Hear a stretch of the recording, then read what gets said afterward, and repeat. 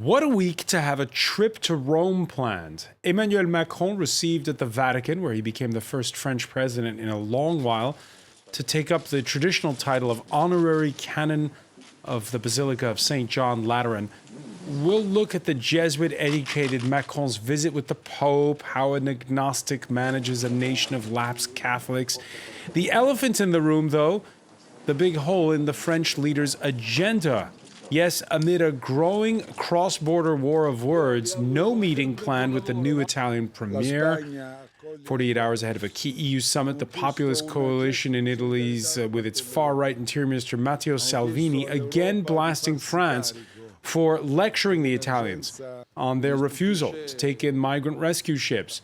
France, as Salvini points out, which also won't let in those same NGO vessels. How far will the posturing go?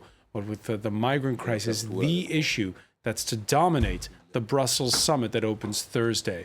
Today in the France 24 debate, the unholy rift over migrants.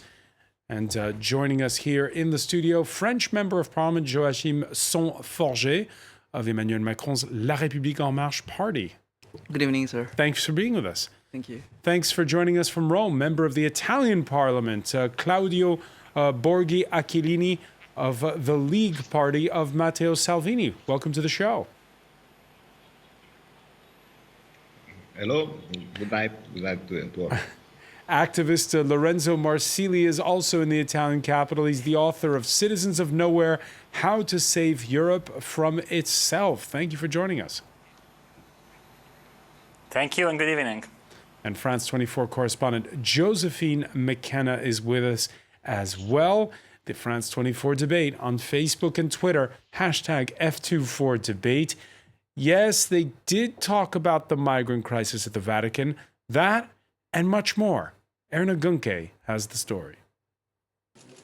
Despite their perceived ideological differences, unexpected displays of warmth between Pope Francis and French President Emmanuel Macron. During their first meeting in the Vatican, the two spoke for nearly an hour, a record amount of time for a meeting between the Pope and a head of state. According to a Vatican press release, they discussed protection of the environment, migration, and commitments to conflict prevention and resolution. Then came an exchange of gifts. Pope Francis gave Emmanuel Macron a medallion depicting Martin of Tours, a saint who cut his cloak in half to share it with a beggar. It was a symbolic item for the French leader, who his critics have dubbed President of the Rich. The Pope then stressed his view that the vocation of those who govern is, quote, to help the poor. In exchange, Emmanuel Macron gave the Pope a rare copy of one of his favorite books, Diary of a Country Priest. All before sealing the end of their talk with an affectionate kiss on the cheek. Highly unusual body language for state leaders. The French president was then made an honorary canon of the St. John's in Lateran Cathedral, a tradition that dates back to the 15th century.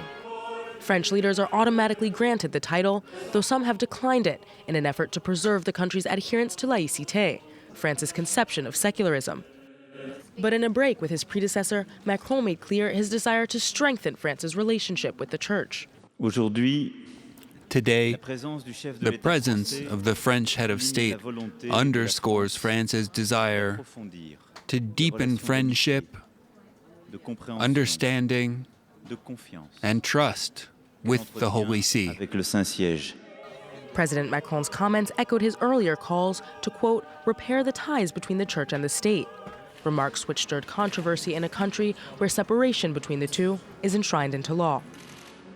Josephine McKenna, what's the protocol when it comes to kissing popes on the cheek? Well, it's certainly very unusual, and I think it indicates just how close this first-time meeting actually was for the two leaders. I mean, as soon as President Macron arrived, he looked very moved to actually meet the Pope face-to-face. And how remarkable is it for a leader who is a self-confessed agnostic, even though he was baptized at the age of 12, to be so moved in the presence of the the Pope, and they spent more than 57 minutes together. That's longer than President Barack Obama, longer than President Donald Trump. And to see the president going back to kiss the Pope on the cheeks as he was leaving really made him look far more like a family member than a diplomatic meeting between two powerful leaders. Joachim Sonforget, we saw in that report how there's this centuries-old tradition where a French leader can be made the honorary canon of that basilica in Rome, St. John Lateran.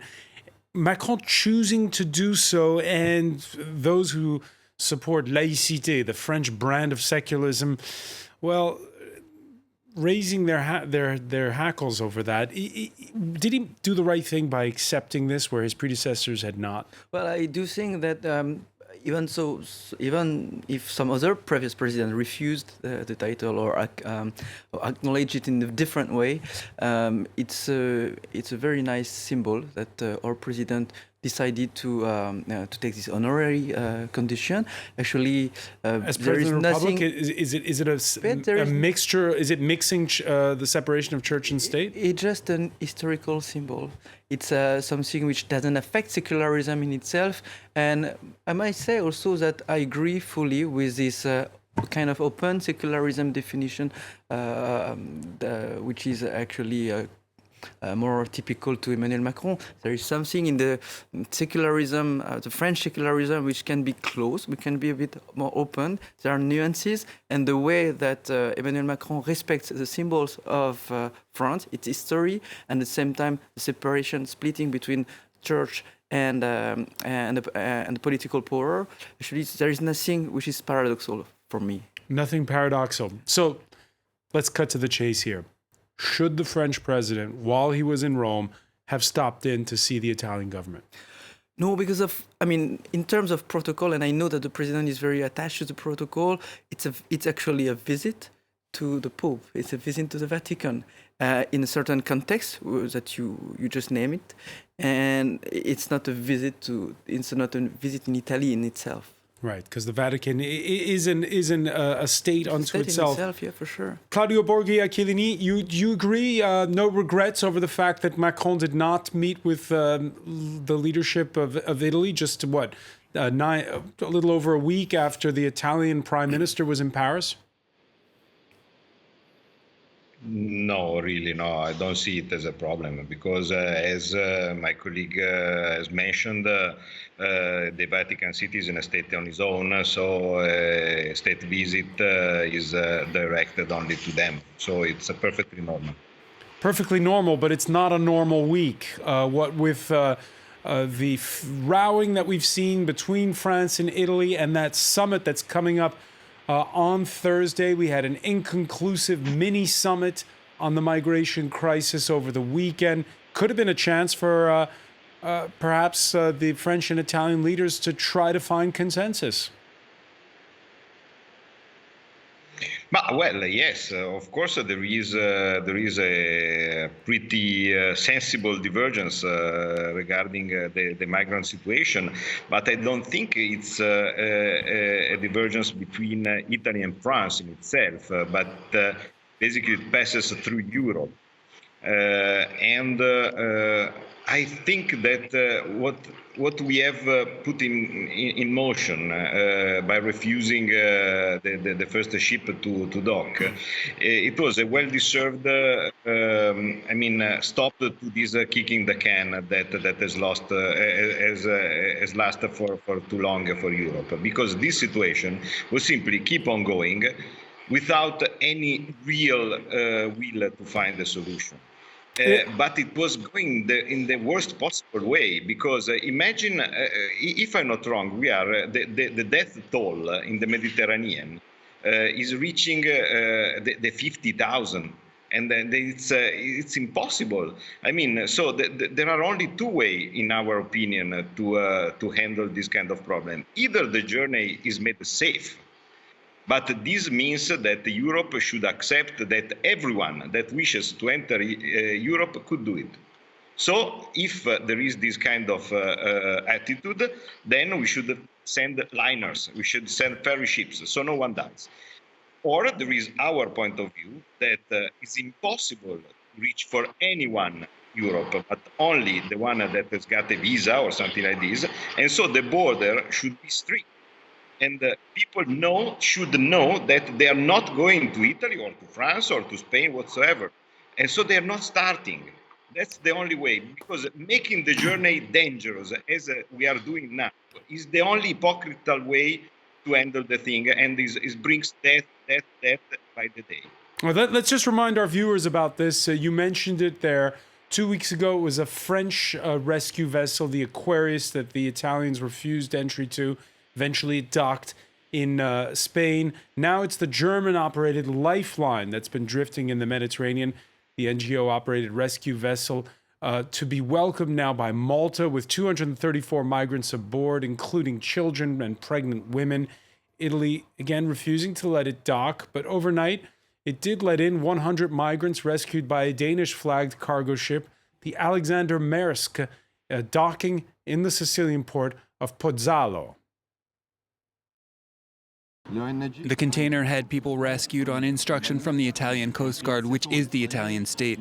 Foreign NGOs with foreign personnel and foreign investors will no longer dock in Italian ports.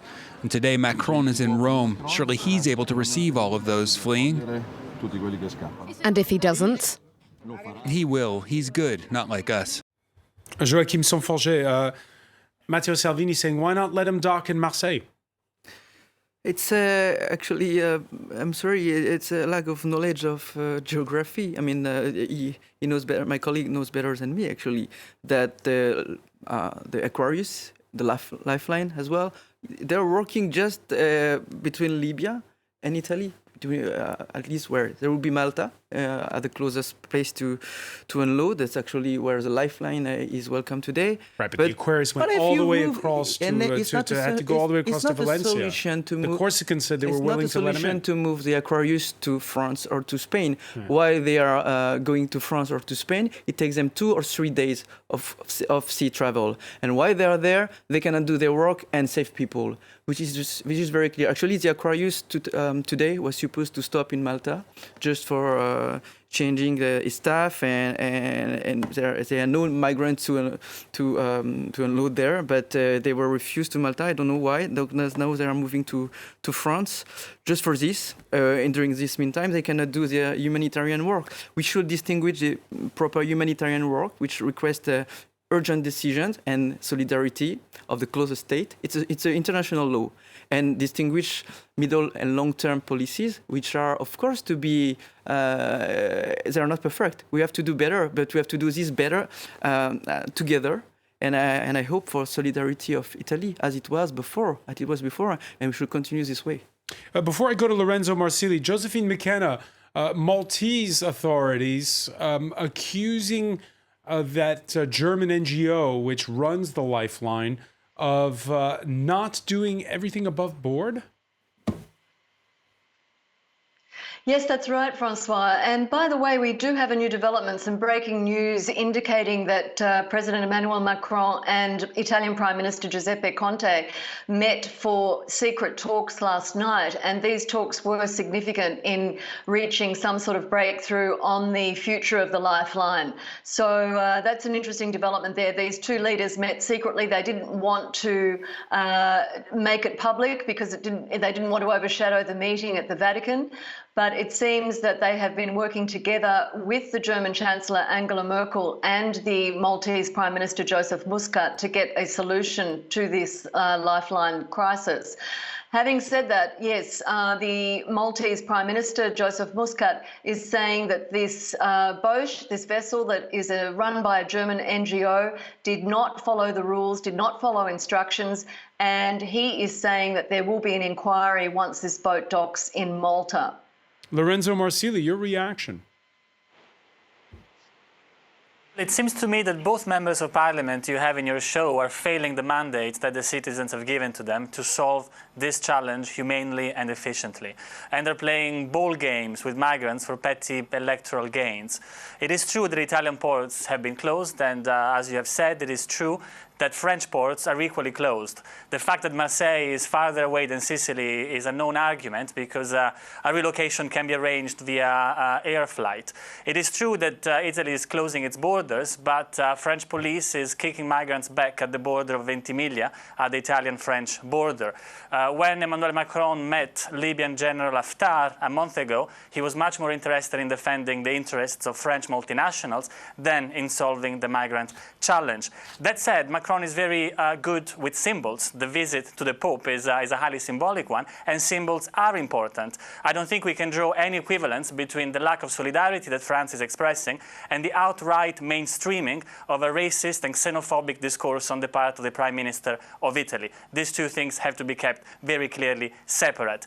That said, clearly this is an issue that will only be solved through a genuine European cooperation. What we cannot do is to use the excuse of Orban's Hungary or Kaczynski's Poland not to reach an equitable, humane, effective deal amongst at least a majority of European Union countries. This deal is something that the European Parliament has already outlined in a recent resolution on the reform of the Dublin Treaty. It involves relocation, it involves diffused welcoming amongst a majority of European Union countries, it involves work in the countries of origin for economic development. It clearly does not involve, and this is the last line, the only policies that everybody seems to be interested in now, which is the construction of concentration camps in third countries outside of the European Union. Delocalizing torture is not what the world expects of the European Union today. Yeah, after an inconclusive EU mini summit over the weekend on migration,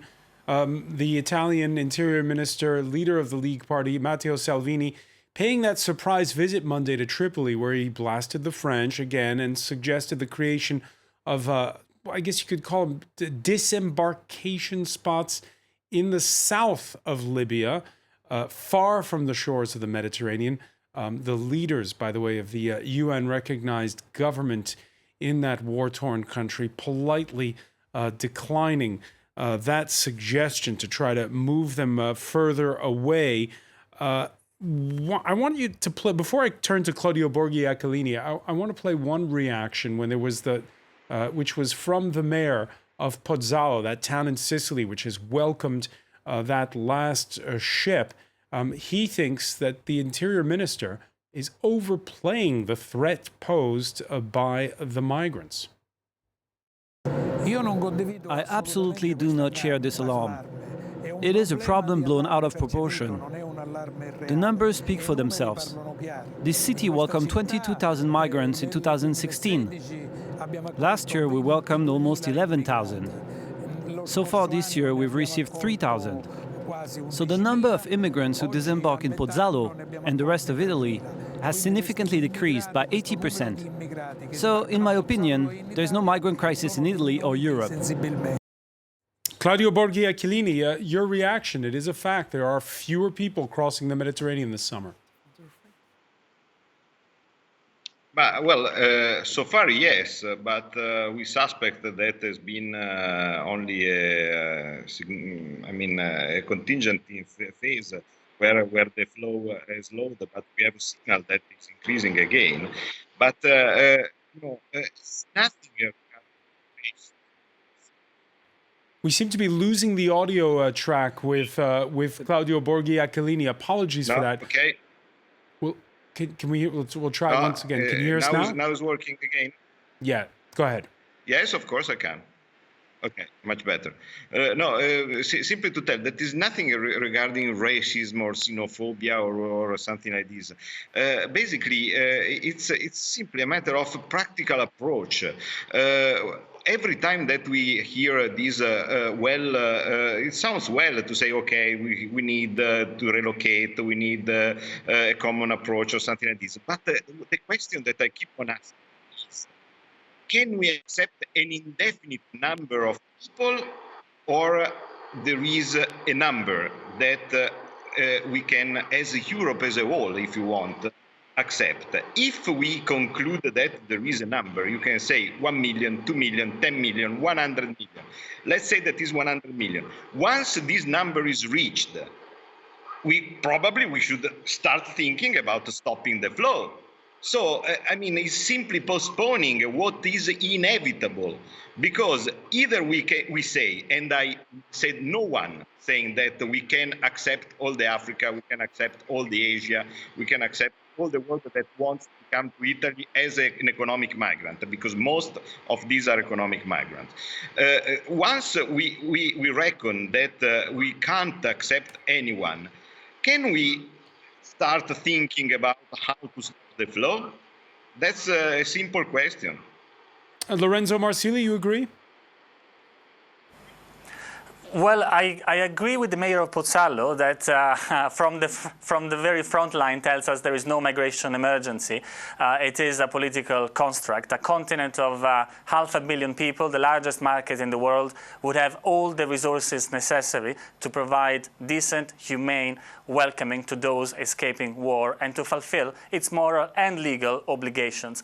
That said, it is true that we need strong, determined policies in the countries of origin. It is in everybody's interest to try and reduce the flow and to completely terminate the deaths in the Mediterranean and in the Libyan seas. But this has to be done with concrete policies. It cannot be used as an excuse not to save those that arrive onto our shores. Let me give you two very fast concrete policies. One has to do with trade. We know that many European and Italian multinationals produce what is called land grabbing in many Central African countries. That means taking peasants out of the land they are dependent on and reducing them to slums in large cities and transforming them into economic migrants into Europe. Our trade policy has to change to reflect what Borghi was saying. Secondly, and finally, we need to reactivate legal routes to access the European Union. We need a Schengen job-seeking visa, a permit, in order to enable those in countries outside of the EU that want to search for a job inside of the EU to have a legal and safe route for doing so. They might have to wait a couple of years, perhaps, but there is a possibility for them to migrate. And that possibility will be enough to convince very many of them not to embark on what is very often a daily journey onto Europe. Emmanuel Macron in Rome, he was in the company of his interior minister, who is towing a hard line when it comes to letting in migrants and refugees. France has not fulfilled its pledges when it comes to the number of migrants it would take in after the crisis of 2015. And that, well, that's a popular opinion. And that's the majority of the French public opinion, according to surveys, which sides with Gérard Collomb, that interior minister. Yeah, but the appearance could look like, but honestly, look at the numbers. We actually received more asylum requests than Italy for this year. We did accept more also previously, and I cannot admit the idea that there is also a crisis that is now more bigger than before. We know that it was bigger in 2015. It was a peak. How much of a problem is it inside of your party? Because I know that members of parliament inside of La République En Marche, your party, are split over this issue. We are not split. We have ongoing discussions. We have inner debate. It's good to have debates. We are not a dictatorial party. We have inner debate. But look at this asylum law that we have done. The point is not to restrict. The point is to have a more coordinated European solution and to have similar delays of taking care of these asylum requests in all European countries. The only way is not to. You have two choices possible. You can say like the new Italian government say, okay, we close the door, or we can say, let's work together to make possible to welcome all people who need us. And there are different things to do. And it was announced by Emmanuel Macron and Angela Merkel. We have something to do for middle and long term to have it's not concentration camps. It's welcoming people in condition, and then we can select people who can get the asylum. Where? And we can work with Libyans. Because they've talked about... And we don't work with Libyans only for our multinational interests and all this fantasy.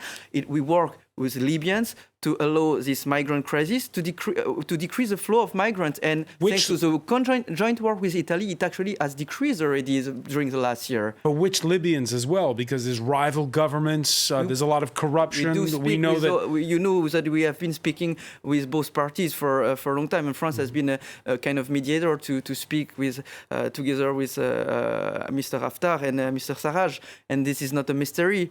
And we have to work. Of course, I think we cannot give this mission only to the Coast Guard of Libya, because it's not their work to save the migrant. We have to let the NGO do their work, and I strongly encourage them to continue their work. But at the same time, we have to work maybe before on the Libyan territory to have a kind of pre-selection of migrants who can apply for asylum in Europe. Who do you work with? Because we saw with Turkey, effectively the EU has paid Turkey. It works with Turkey. With Turkey, they pay, because it's a stable government, so they pay Turkey to keep the migrants where they are.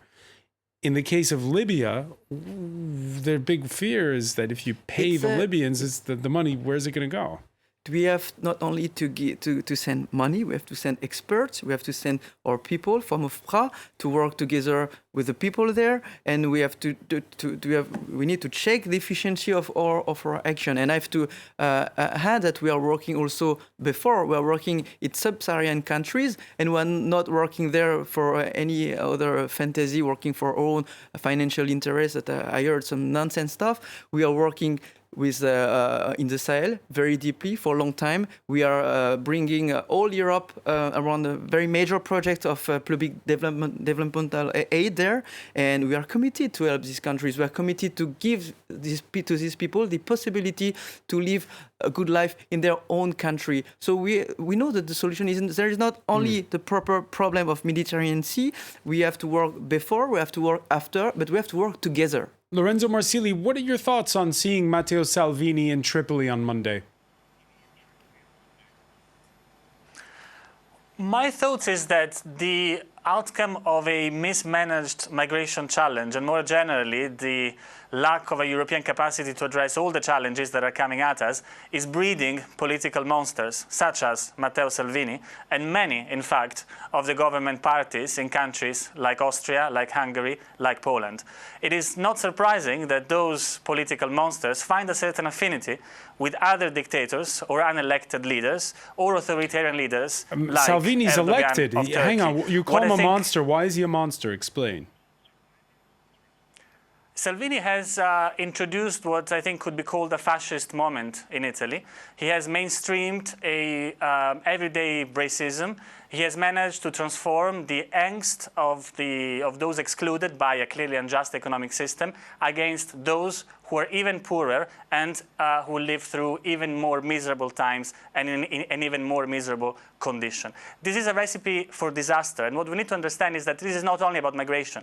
This is about the future of our countries and the future of our continent. Either we manage to gang together to effect a humane, efficient migration policy, or the future is going to have the rhetoric and the gaze of Matteo Salvini or those authoritarian regimes from Turkey to Libya that we're getting ourselves into the position of supporting blindly in order to delocalize to them the dirty work that our electorate would not allow to happen within our countries. Claudio Borghi Aquilini, is it effectively ransom money that Europe is paying to Turkey and places like Libya? First of all, I have to condemn all the insult that Mr. Marsili is telling to a democratically elected government. It's a shame that someone like him should use words like fascist, monster, or something like this. It's it's a pretty common contempt of a certain part of this enlightened left that they have the truth in their arms, and what people want is simply craziness, monstership, fascism, or something like this. Instead, it's democracy. Democracy could lead to unpleasant consequences to someone that wants to have another opinion, but it's the best way of government that we have. If not, we can elect Mr. Marsili or the like to be our enlightened leaders without the need of any elections. Instead, it seems that the people of Italy means that they have a problem with immigration, for example, and they simply ask us to try to solve. And we are representative of the people, and so we are doing what our electors ask us to do. It's democracy. It's not the monstership. It's not fascism. It's not nothing of the kind. And if ever the Europe has forgot how to be a real democratic system, well, it's a problem of Europe. It's not a problem of Italy or Mr. Matteo Salvini, because it seems that too many countries are doing things that are contrary to the common will of the people, simply because there is a higher will to do that. But it's not how it works. This is what opens the door to violence. Is open the door to contrast. And that brings us to ask. what the stakes are for Thursday's EU summit.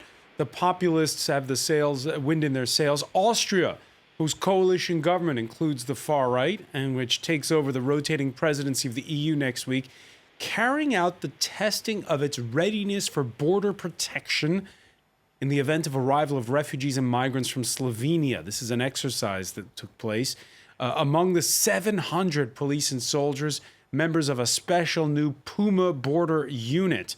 Meanwhile, over in Berlin, the German chancellor welcoming the new Spanish prime minister, who hails from a different side of the political spectrum, both still hoping for a common stance on border policy while playing down expectations for this week's summit.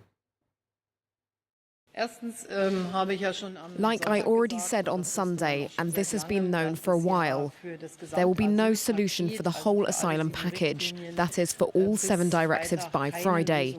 The good news is that 5 directives have already been agreed on. The not so good news is that 2 of them still need work. I believe we must share our efforts in order to be effective and to move forwards. And the Chancellor is counting on our support. Josephine McKenna, this summit Thursday was supposed to be all about Eurozone reform. Instead, there's the feeling that the differences over the migration crisis are really coming to a head. Yes, well, I think that's encouraging to hear that President Macron met Italian Prime Minister Giuseppe Conte last night. That sounds like a positive move, trying to resolve this crisis over the Lifeline vessel in Malta. However, the Italians are adamant that they want a change in the Dublin Treaty, that critical change that under the current treaty, of course, migrants arriving in their first country the first country that they arrive in must apply for asylum in that country, and they want that to change so that this burden of migration is shared more equally among other countries. Now, even though the numbers haven't been that high this year, 16,000 migrants have arrived in Italy this year, it's amazing how many people you speak to on the street who say, we really cannot handle this alone. There are far too many migrants in this country. And these are not necessarily supporters of the Interior Minister, Matteo Salvini, or the League, Francois, but many people across the spectrum just feel that there are not enough jobs, there's not enough economic growth, and there's really not enough to sustain the number of migrants that we've seen arrive here in recent months and years. Emmanuel Macron, who's been speaking in Rome, saying the rescue ship Lifeline, the one that's heading for Malta, acted against all rules. So in agreement with both the Maltese Prime Minister and his Italian counterparts on this one, these rescue ships, Joachim Saint-Forget, are they sort of going it alone, or are they doing what European public authorities should be doing? No, they do what they are experts to do, and we should work with them and let them do their work, and we should let them disembark actually where they do work. So the request, speak to the NGOs, the request is not to come to Spain from Libya or to France. I repeat myself, but while they were in Valence last time, 30 people died in the sea, were in their natural operating zone during the meantime. And it is when there is an emergency, when there is a humanitarian issue, the closest port, the closest country has to welcome the ship, and there is no discussion. I mean, it's about humanity simply, and it's not normal that last time they had to wait 2 days for their supplies. They had to wait 2 days for a decision. Okay, the lifeline was there. Now it's in Malta, we sent our experts from OFPRA. We will take our parts of migrants like we did for Aquarius in Valencia, and I think it's a good thing. But now, I mean, That's not what your president is saying. I'm calling. Sorry. This is not what your president is saying. I'm calling to the Italian authority to say and saying to them, keep working with us, with the same solidarity you applied before, because there are two different momentums. There is one momentum. In the short term, where you have to save human lives, there's no discussion, and there is there's middle and long-term decisions, which is all the different announcements that has been done by my president, by the Chancellor Merkel, and that will be conducted also with the HER. And I think that will be coming up at this summit on Thursday and Friday. I want to thank you, Joachim Sonforger. I want to thank Claudio Borghi Aquilini for joining us from Rome, as well as Lorenzo Marsili and Josephine McKenna. More coverage on this to come. Stay with us. Our World Cup Diary show is next.